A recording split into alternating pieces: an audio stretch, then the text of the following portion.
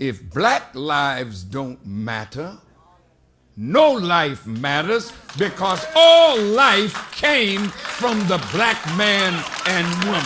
You have your existence because of us. So black lives must matter if your life is to matter. Hello guys, I hope wherever you're watching us from, you're having a great time. This is AfriPost and welcome to today's video. Now, race remains to be a social construct that gives people power. The reason why I'm saying this is based on the system that works within America.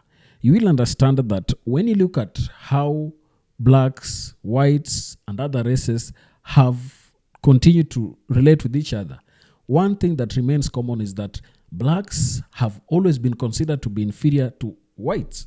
That is, if you look at it based on the systemic racism that exists in almost every institution within America. So this is something that is worth discussing.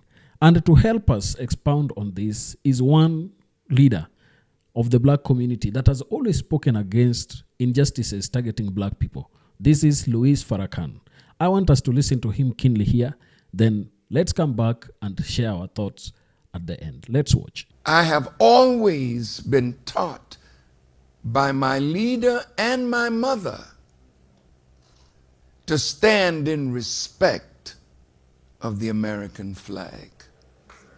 Whenever the flag is produced, I stand at attention out of respect for that flag, because it is the flag of a free and sovereign people that we helped to make free and sovereign, yet we are not free. Wow. And we don't have America as really ours.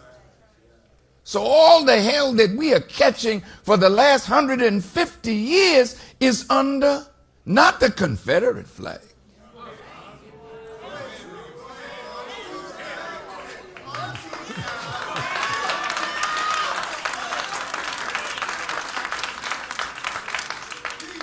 but under the American flag.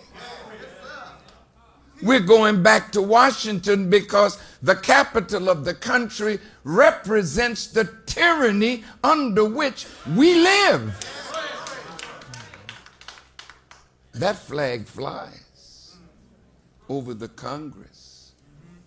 Laws have been passed, the 13th, the 14th, the 15th Amendment, but none of them have been enforced.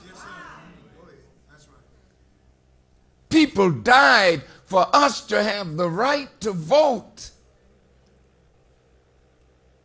And they passed the voting rights bill only a few years ago to have the Supreme Court gut the enforcement of that bill, the protection of our right to vote.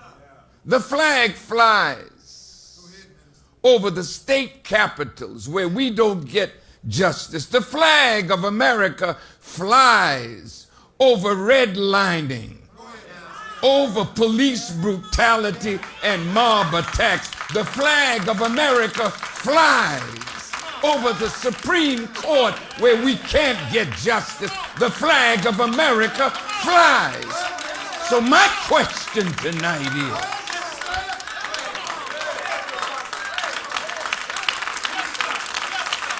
how can we continue to support a flag and a country that does not support our right to life, liberty, and the pursuit of happiness? We must go back, but we must go back with a determined idea. It is justice or else what?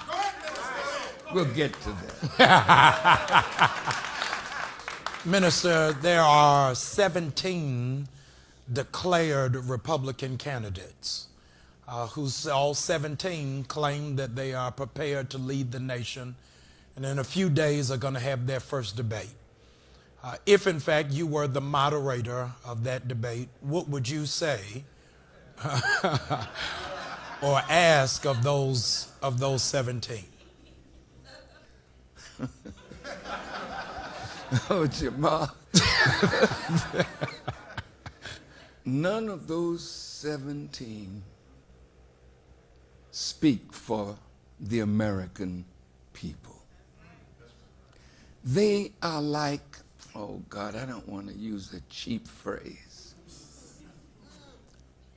But you know, in the major cities of America, you find beautiful girls dressed to attract, men to lust and take pleasure on their pain. America is seeing our children trafficked, babies trafficked. And if a nation cannot protect its young and protect its elderly, well, why did I use that picture? Because the candidates are like undressed women.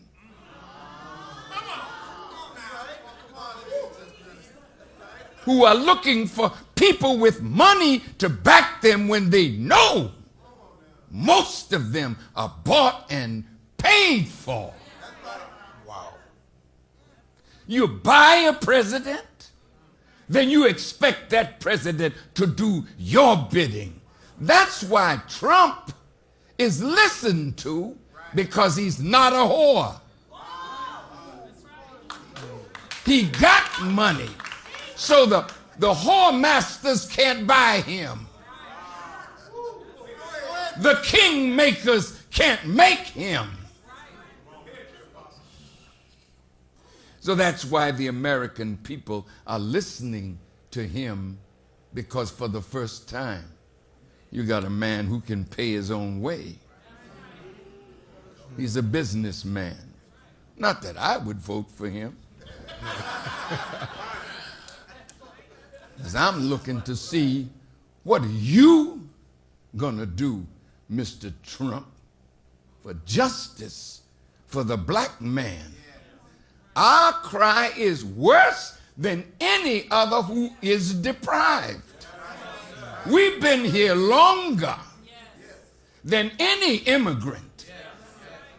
And we didn't come here looking for something as the immigrants did. We were brought here in the holds of ships.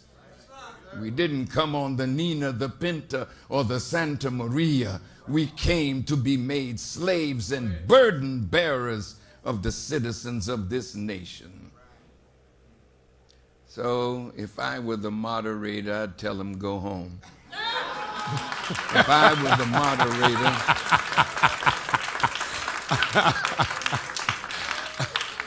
not one of you would get my vote, but it's the same on the other side. Yes. What? Oh, yes. We got to look at this horse and pony show. On the Democratic side, and most of you are Democrats, and most of you are slaves. Most of you are Democrats, but most of you are deprived. Most of you are Democrats, but it is under Democratic leadership that we have suffered. You owe us something, America. So no campaign speech is going to get our vote this year. No campaign speech. I've heard Miss Clinton say that all lives matter. But Miss Clinton, and to all the candidates, if black lives don't matter, no life matters, because all life came from the black man and woman. You have your existence because of us. So black lives must matter if your life is to matter. So this is an interesting time. Yes. When we go back to Washington, my dear and beloved brother, companion and friend in struggle, we can't go back weak. It's come to the point of explosion now. The statistics that you laid out and the words that Sister Tamika said, we're killing each other. Not because we just want to kill. We are socially engineered into the behavior of a savage. Socially engineered.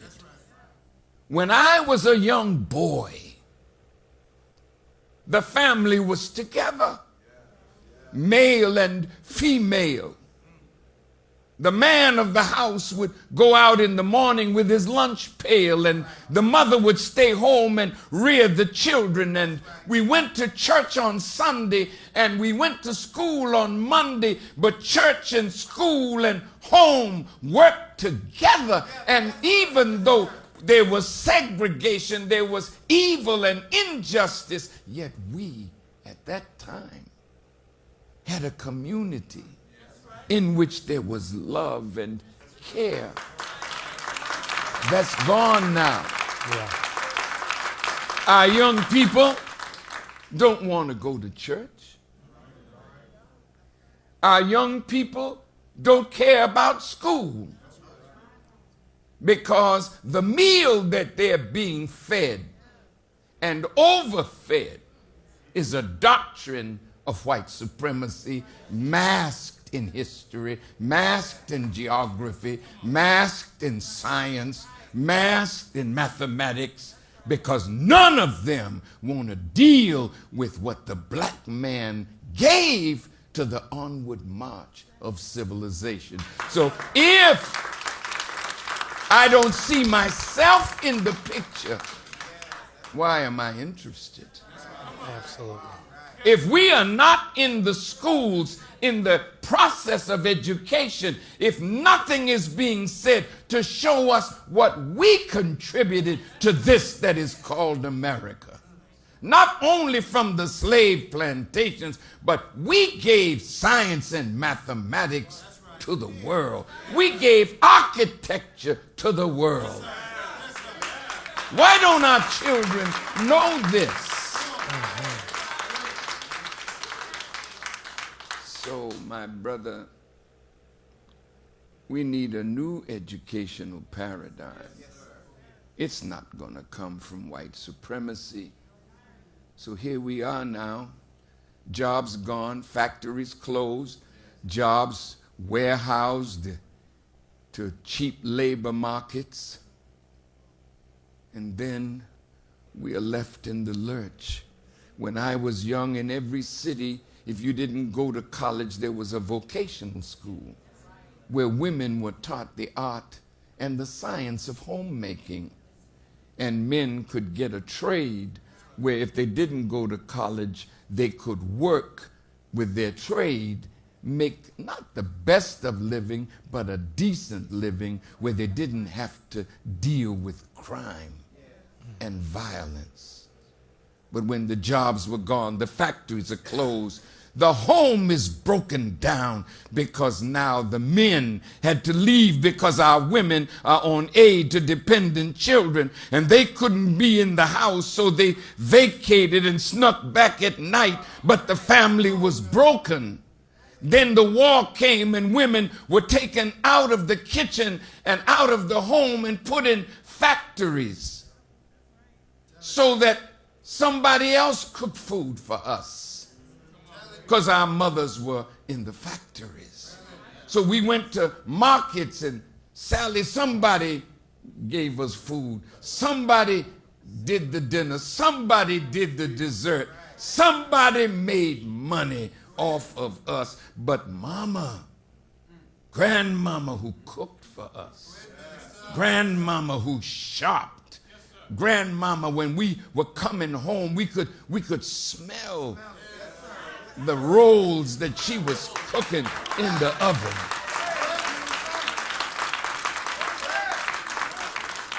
But today, it's cold. We used to be nursed from our mother's breast, where we bonded with mom. We bonded with something human, that gave us a sense of our humanity, bonding with humanity. But today, mama is gone, children warehouse, so I'm bonded to a plastic bottle. I'm in a crib and you give me things to play with when I'm a human being and I'm not nurtured in a human way. So our children are growing up cold and heartless, socially engineered, and then drugs comes in. We don't make the drugs. Guns come in. We don't manufacture the guns. You've got satellites above our head that could spot a grapefruit on the ground and tell you where it came from. You can't find the drug pushers that are bringing it in. And the drug pusher, Brother Jamal, was our government. The government that flies the American flag over it. You are the traitor. You are the one that have betrayed that flag, betrayed life, liberty, and the pursuit of happiness, betrayed the Constitution. You are unworthy, and many of you should be brought to court and charged with crimes against humanity for the evil that you have done. No, that's great. I saw today, as we're mindful of 5 sisters, minister, who died in police custody in 3 weeks. But the news cycle is focused more on a lion dying in Africa. And I find the irony that they will, in fact, pause and find the importance of an animal dying out of Africa, but not the sister lionesses who have died coming out of Africa. If we believe that Black Lives Matter, why is it that we only march, only get enraged when it's a white officer holding the gun? But when it is that we see death amongst ourselves, we have in fact become desensitized to it and don't mobilize around it. Maybe, Minister, I want to ask you a question. Is it that America don't believe Black Lives Matter because we don't act like it does? I think that's a part of the problem, because you can't ask somebody to treat you better than you are willing to treat yourself. And I like what you said, Pastor Jamal, because Cecil, I think, is the name of the lion. Yeah. Cecil got shot because somebody wanted a trophy of a great, powerful lion. Now they're looking for Cecil. And they're looking for the one that shot Cecil. The dentist has closed the shop. He's in hiding. Darren Wilson is walking. Wow. The killer of Trayvon Martin is walking. The killer of Oscar Grant is walking. But the doctor is in hiding over a dead lion. We have to answer for our weakness and our cowardice in the face of tyranny. And I'm saying this, Brother Jamal, and I pray that God will guide my words and guide my heart. But beloved brother and my dear brothers and sisters, sometimes, as Dr. King said, there are things worth dying for.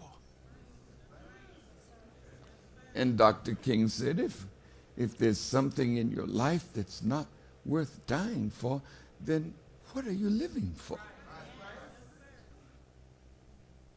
My little sister, 14 years old or 12, in Texas with a bikini, and the police knocked her to the ground, put their knee in her neck and in her back, was ready to shoot a young brother who wanted to step in. He should have stepped in. I don't want to be misunderstood. But if we won't fight to protect our women, we're not worthy of her or of the children that she produces for us. Our role as men is maintainers of our women, providers for our women and children, protectors of our family. Elijah Muhammad said, the woman is the earth out of which you produce your crop. What farmer would put a seed in the ground and not make a move to protect the crop that's coming? You kill the bugs, you kill the enemy that will eat your fruit or your tree or your crop. You kill the animal that will kill your herd. But you say, I forgive for the killer of our women and children. I think we need serious reconstruction of our thought processes. And I want to say to pastors, you must man up and stop preaching a doctrine that makes you a better slave. Wow. Stop it. And don't put your power, your cowardice on Jesus Christ. You misunderstand him totally. I was with Martin Luther King III the other day, and we were talking about the violence in our community. And you're right, Brother Jamal. We don't stand up when we kill each other. We go and rush because the white man has been killing us ever since our fathers set the soles of their feet in the Western Hemisphere. He's been doing it for 460 years now. So you can't say, Father, forgive them. They don't know what they're doing. They didn't just do it since we've been here. They did it all over the earth. The book of Revelations calls them blood shedders who have shed the blood of every creature. That's why Cecil is dead.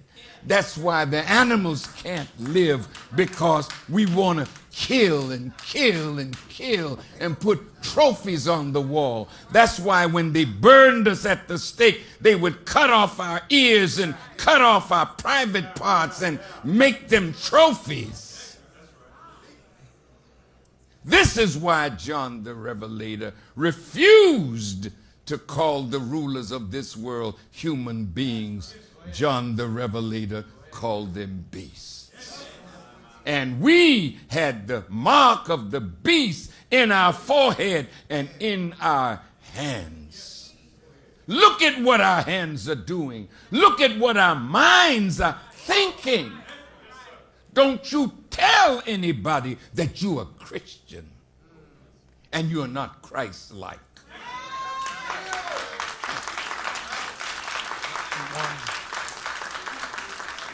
We can't tell anybody we're Muslims if we're not in submission to the will of God. So my beloved brothers and sisters, if hate is bad, and they always tell us, you shouldn't hate. No, that this is not nice, that we should hate, because they know with the evil that they're pouring on us, the natural thing would be not to love them. But we are like a silly woman married to an abusive man, and he's beating you all the time, and silly woman said, but I love you. After a while, people begin to think you're insane, because if you don't love yourself enough to protect yourself from an abusive man, that's why they have courts supposedly, and judges, supposedly, that you can go to court and say, Your Honor, I can't take no more, and before I kill him or he kills me, our differences are irreconcilable. I helped him get what he got, so let's divide up what we helped him build. Well, the same today. The judge is asking us, look at the Bible, it says, shall, it raises the question, the lawful captive be delivered? Wow.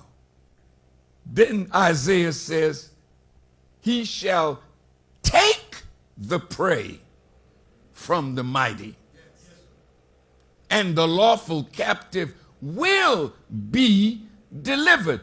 How are you a lawful captive? You're under the law, under that flag, and your hands are bound.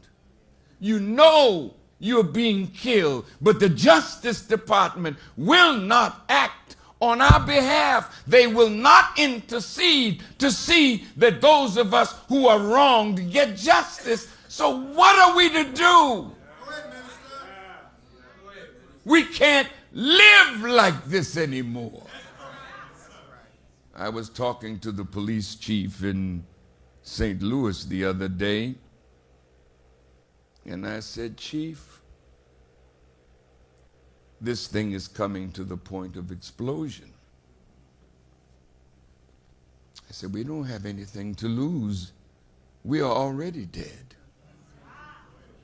And our young people don't think they'll live to see 21. So we have nothing to lose. But you, Chief, have everything to lose. Your life, the city, and your country. Have you ever seen the eruption of a volcano that slept for hundreds, even thousands of years, and you've been playing around the volcano without respect for what its potential is, and then one day a roar comes up? It ain't Cecil. It's the black oppressed. It's the brown oppressed. It's the indigenous oppressed. It's the poor white oppressed who do not see the government of America as their government. So since Barack Obama was elected, you have over 1,200 militias in America, armed to the teeth. They're not armed because they want to go out in the field and shoot. They are ready to fight their government. America's in trouble. That's why we're going. We have to get justice. And I have to tell you, it is better sometime to be dead than to live continuously under tyranny.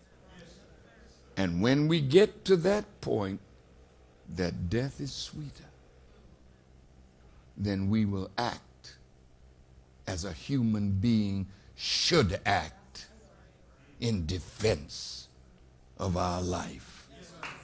Reverend Freddie Haynes, stand your ground. Imagine us, the white policeman that was shot in Memphis just yesterday. I don't know what happened. But suppose the brother saw him coming, saw that uniform. As I told the captain or the chief of police in St. Louis, we see this uniform of yours as the uniform of the enemy. And Brother Malcolm said the police are an occupying army. And we are not there to be served and protected by them. They are there to run a cordon around our community so that the disease of our savagery won't penetrate downtown where the tourists come, so that we won't interfere with the flow of business. This is real. But one day, in the island of Montserrat, in the Caribbean, a sleeping volcano erupted. And when it erupted, first, it's just a roar. Oh, Cecil. Then dust and debris coming up that covers great distances, so high till planes can't fly. Because if that stuff gets in your engine, your plane is coming down. Then comes the fire. Then comes the lava. Then comes the destruction of everything around. Is that America what you want to see? From us, your faithful servant, your loyal servitude slave? Is that what you are hoping for so you can slaughter us? Yes, you can slaughter us. You have the means to do it. But you won't last. I'm here to warn you, America. We are the people of God. God has chosen the foolish things of this world to be his people. And he has come to be our God. And what our beloved pastor, Reverend Dr. Haynes, said, the battle is not ours. The battle is the Lord's. Vengeance is mine, saith the Lord. So you can look for, if you come with your tanks and you're ready to do it. But when you come with your tanks, know that we are ready to die. But we're not going to die without putting up a fight.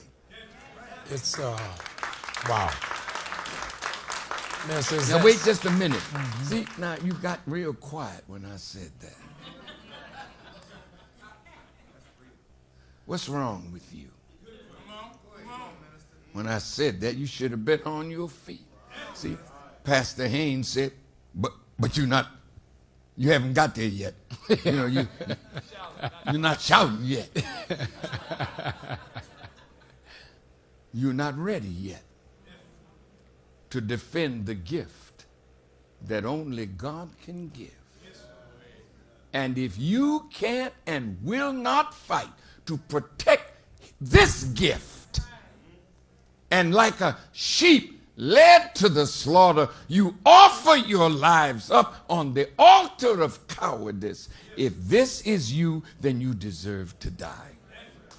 But if you stand and fight for the life that God gave you, then victory is assured. Some of us will die, but the rest will be free to enjoy life, liberty, and the pursuit of happiness. Awesome. It's almost like a deja vu moment of the processing of what Dr. King was going through, seeing 4 little girls bombed in a church, seeing dogs unleashed on women, having to have men hold a sign making the declaration, I am a man.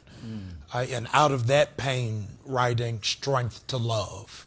One of the most critical things you've said to me since I've had the privilege of walking with you is hearing you say Dr. King didn't die because of his dream, he died because he woke up.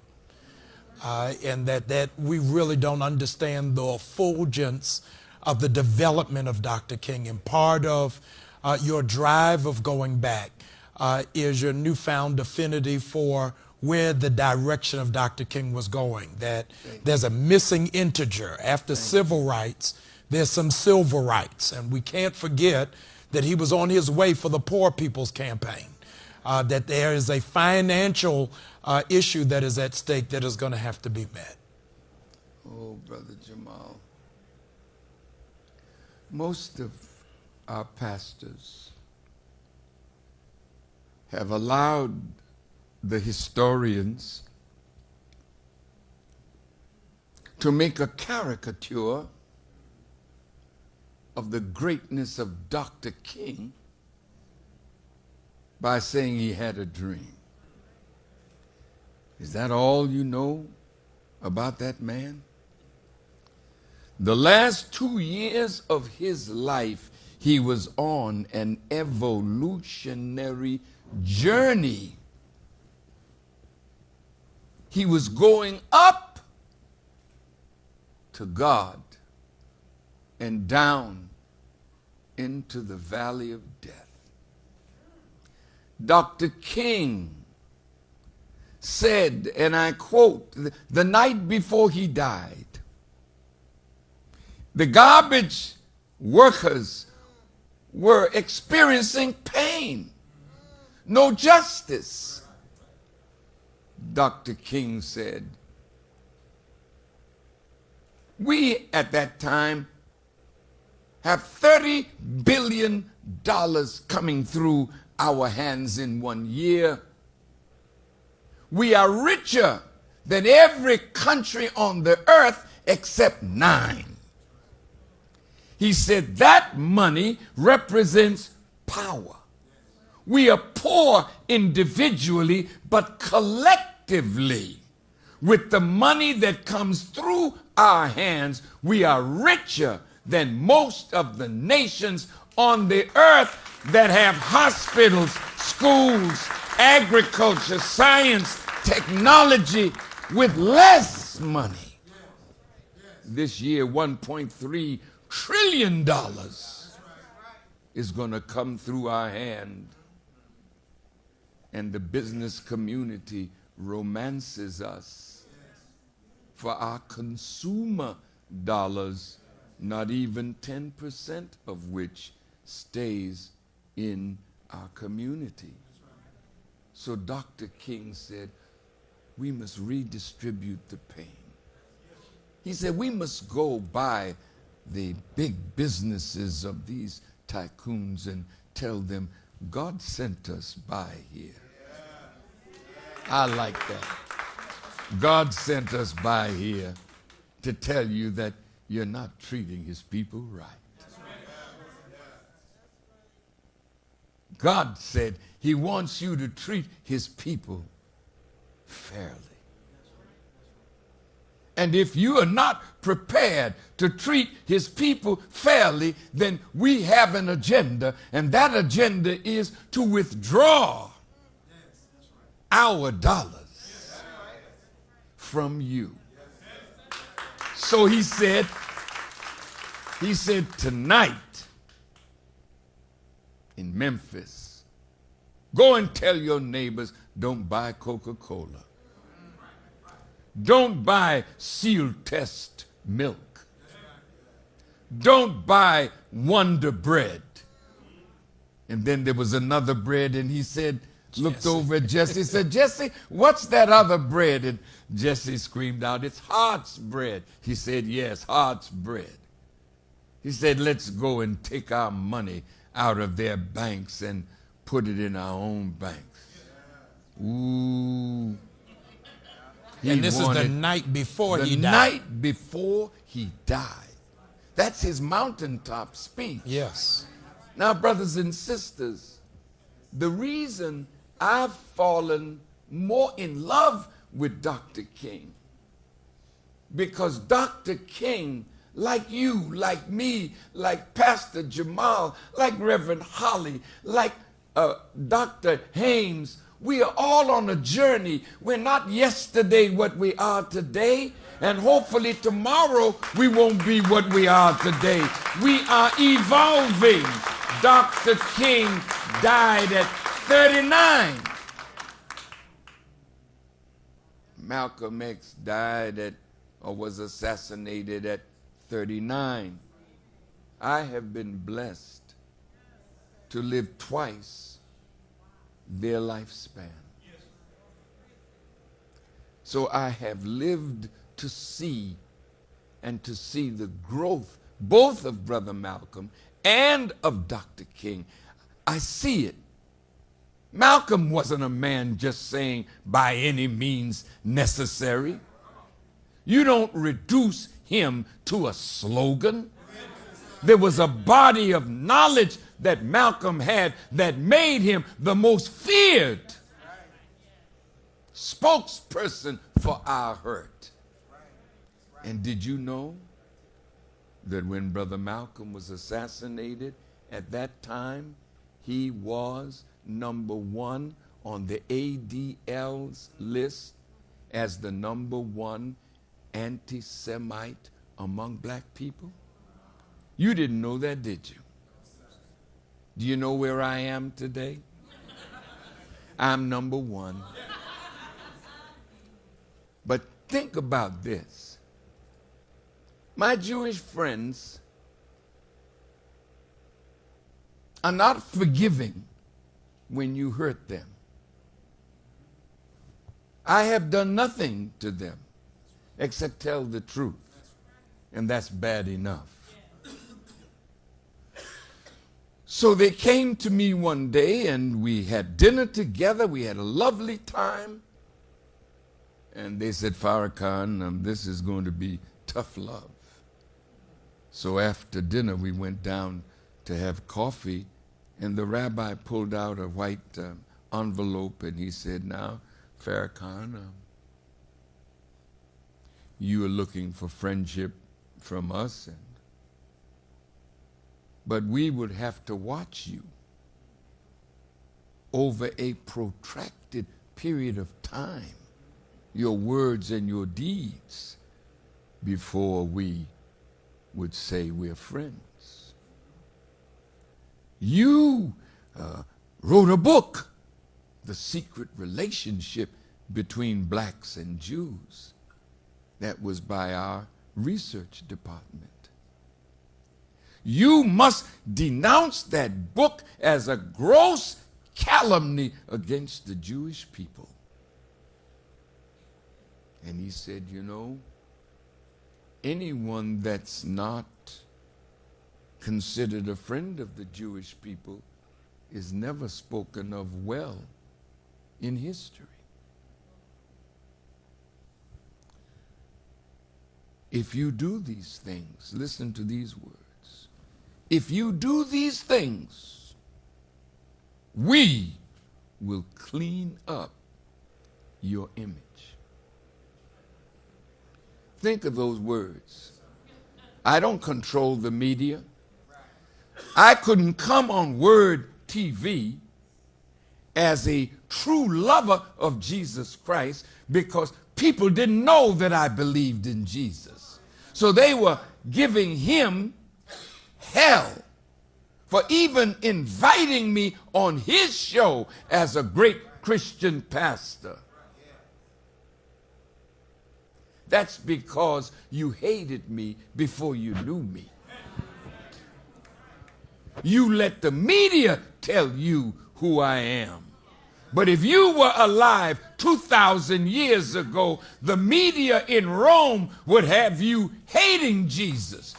Talk to me. They hated Jesus without a cause. And you know, Pastor Jamal, you can make Jesus look bad. You done sat up now. You can make Jesus look bad with a 10-second sound bite. Let me show you how it would happen. Jesus was in town last night. The hater. How could any of you go out to hear that man? He's a hater. And he'll quote, he said, you must hate your mother, your father, your sister, your brother, yea, even your own life for my sake, or you are not worthy. Jesus the hater is in town. CBS comes on. Jesus, the violent man, was in town tonight. He said, think not that I come to bring peace, nay, a sword. He's divisive. He comes to put the mother-in-law against the daughter-in-law. Jesus is in town tonight. Talk, sir. See? Taking his words and twisting them.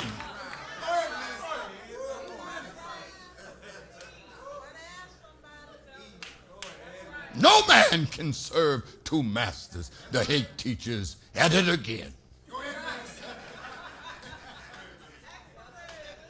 You can't serve two masters. You must love one, hate the other. Jesus, the hate teacher.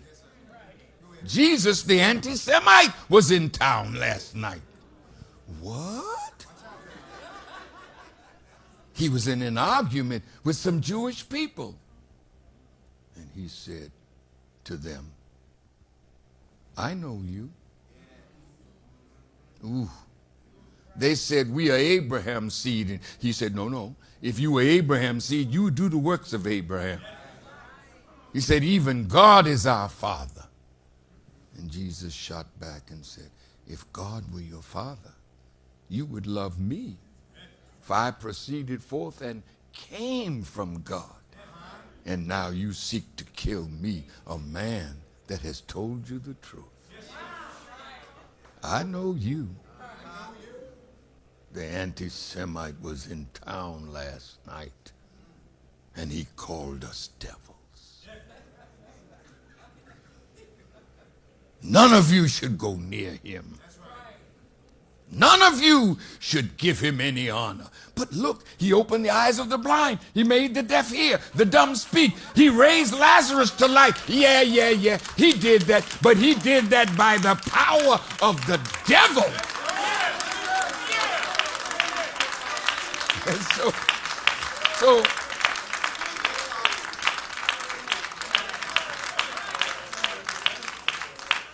so now he tells me, if I do everything they say, they will clean up my image because they know they dirtied my image. And so it was my time to speak now. So I said to my rabbis, I said, there's no such thing as your truth and my truth. There's only truth. Your perception and my perception of that truth may be different. And that's why we dialogue to reconcile our perceptions. But there's only truth, not yours, not mine, truth. In the Torah, in Isaiah, he says, justice stands afar off. Equity cannot enter because truth has fallen in the streets. So we began to talk about protracted goodness. I said, I should say that back to you. We need to watch you for a very long time because we have never done to you and your people what you and your people have done to us. Listen. See, this is what makes me hated. It's because I speak truth. And I can back the truth up with truth. And I'll back it up with my life. I offer my life if I'm lying. and those who want me dead. And I've heard Jewish people say, who do you want, Farrakhan? How do you want him dead? I won't let you take my life. I'll give you my life if you can prove me to be a liar. And that you can't do, and that's why you lie on me to turn the people into haters of me, just like you did for Jesus 2,000 years ago. So I said, I will destroy that book tonight, because I want nothing false attached to my name. I said, but before I do that, since everyone in that book that we quoted were Jewish scholars, Jewish historians, and Jewish rabbis, you condemn every one of them as liars, and then I'll destroy the book. Never have they said a word like that. No more. Then I said, I want to be your friend. That's why I'm here. But if being your friend means I have to compromise on the truth, then yours is a friendship I don't need, and yours is a friendship I don't want. I said, now you can come against me, you and your influence over the government. I said, but as long as I stand on truth and stand with God, I will be the winner. Now look, wait, just say this. Because as Christians, if you're not hated for his name's sake, you better check out whether you really are. Because every true Christian is hated by the forces that control the government of the United States. This is not a Christian government.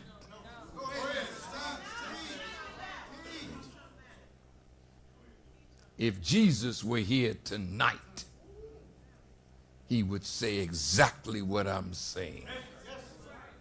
And you would be thinking all those negative thoughts. And the book said, and Jesus, knowing their thoughts, he departed and went thus and thus.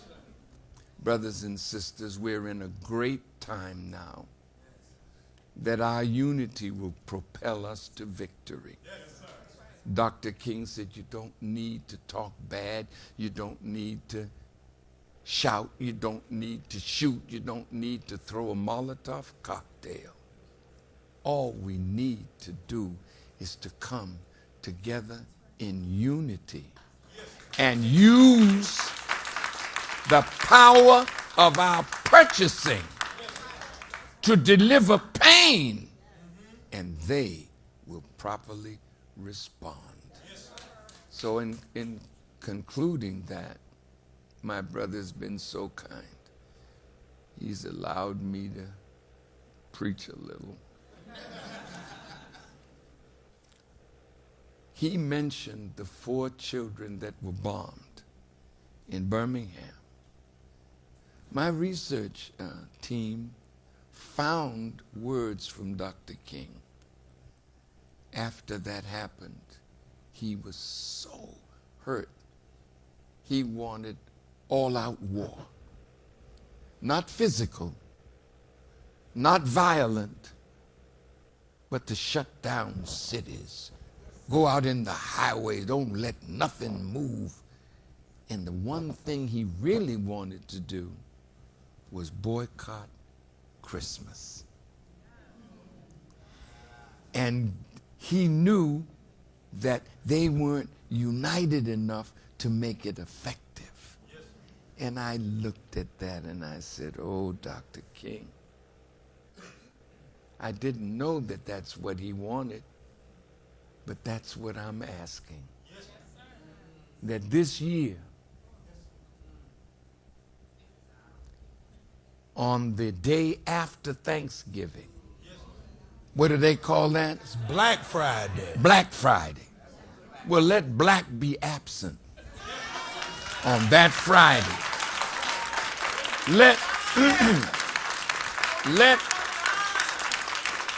Let black people keep their money in their pocket.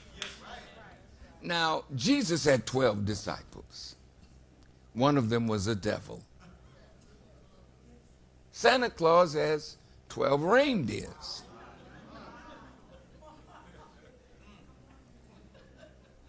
And Santa has literally kicked Jesus to the curb. What are you going to have for Christmas? What do you want for Christmas? Sweetheart, what would you like? Oh, yeah, see, that's Christmas. The meaning of Christmas to you is not to give of yourself, but to give some token, some material thing. And Santa is saying, ho, ho, ho. And the business people are going to the bank saying, ha, ha, ha. Once again, our bottom line is great for the whole year because you took a lie and put a lie over the truth. You lied to your children and told them that a big fat Caucasian from the North Pole came down a chimney and you're in an apartment and left some goods under the tree. Where did the tree come from? Reverend, go look in Jeremiah, the 10th chapter.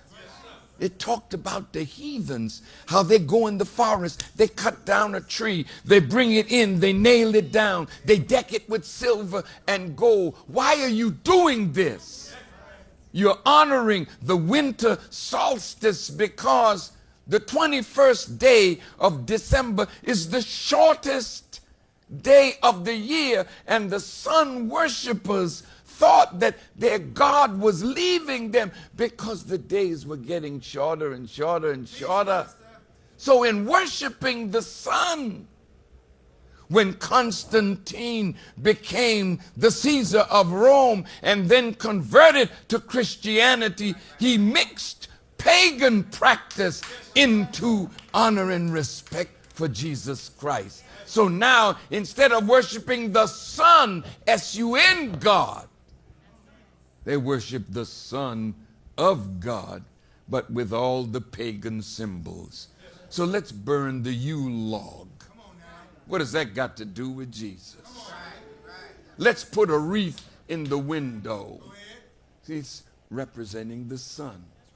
When you put those little balls on the tree, they're like the sun. Your candles in the window, you're worshiping the sun. And you've been tricked, as Malcolm said. You've been had, you've been took. You've been bamboozled. And you think you're doing the right thing. But let me show you how you dishonor Jesus. You drink more liquor on Christmas than any other time of the year. Jesus may have turned water into wine, but he never made the people drunk. You're drunkards in Jesus' name. Good grief. You're vile and filthy, doing all manner of filth on your Christmas holiday in Jesus' name. You hardly go to church on the 24th to bring in that day in honor of Jesus. My mom used to take me to church on the 24th, and we would have midnight service and then go home to celebrate his life. So what I'm asking all pastors, please join us. Let's honor Christ. You know what C-H-R-I-S-T, Christ Mass. It means a mass of people gathered for the honor and worship of God through Christ. That's what Christmas is. Don't defile it. Don't make mockery of it.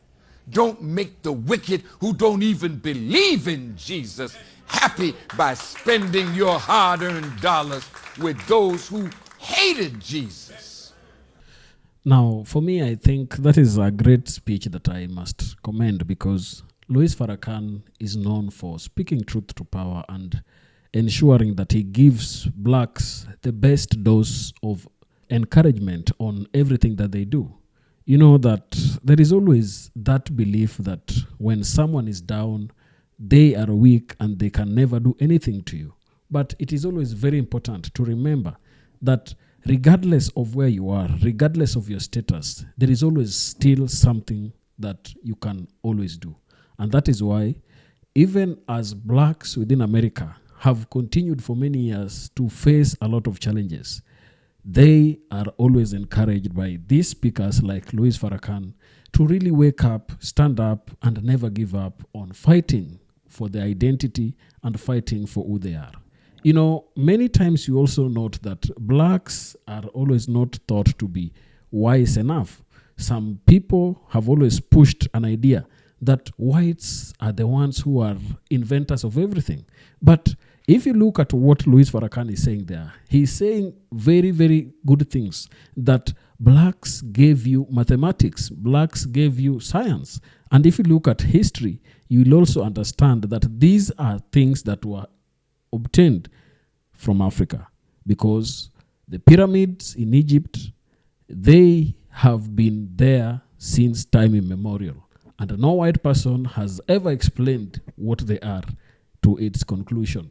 And it is only the indigenous Egyptians who can speak and tell us the real truth about what they have been doing and what they have within that part of the world. So I believe that there is always that need for people to come out and support black people, support the weak in the society, and ensure that safety and equity is served in all facets as it should come. And when it comes to elections and things that do with that, Louis Farrakhan is saying that we have seen blacks who are Democrats. We have seen blacks who are Republicans. But while many of them are Democrats, they have suffered more under democratic governments. They have suffered more when Democrats are always in power. And that is why he's saying, no white man will ever come here to fight for a black person. He is saying that it is you to stand up, it is you to wake up and really fight for what is rightfully yours. Race has been used as a tool to give some people advantage over others. But as Louis Farrakhan is explaining here, he is saying that race should not be a thing that stops you from being who you are. It shouldn't stop you from thinking about your greatness and how you should be. He has spoken something there that I think we must talk about. That all lives matter, and black lives must matter. Because if black lives do not matter, then all lives do not matter. Why is he saying this? He has given an anecdote there, talking about blacks being the original people and the source of all humanity, the father and the parents of all humanity. So he is saying that if somebody is thinking that black lives is not important, then he should also be ready to say that all lives are not important. That is a very, very good speech. And I think it is a good space for us to leave that discussion. And I think also you can share the video so that many people can also give their opinions and talk about the empowerment and motivation that Louis Farrakhan is giving blacks in that video. Tell me down in the comment section what you think. And if you're watching us for the first time, don't forget to subscribe to our channel, like this video, and also share. Also remember that you can support the work we do here through your super chats there, so that we also get to be motivated and continue doing the good work that we do always. Thank you, and may the good Lord bless you. Goodbye.